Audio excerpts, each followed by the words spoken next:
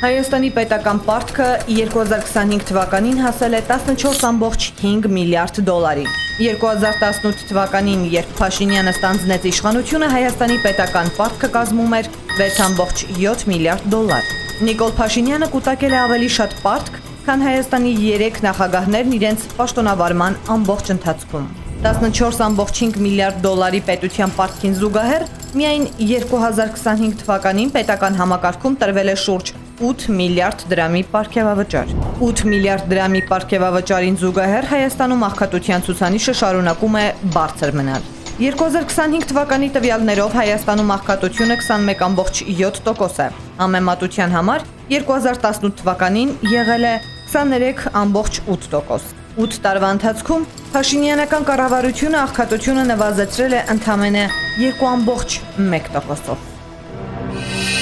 Բաժանորդագրվեք Արմաթ մեդիայի ալիքներին սոցցանցերում։ Հետևեք մեզ նաև Armat Media AM կայքում։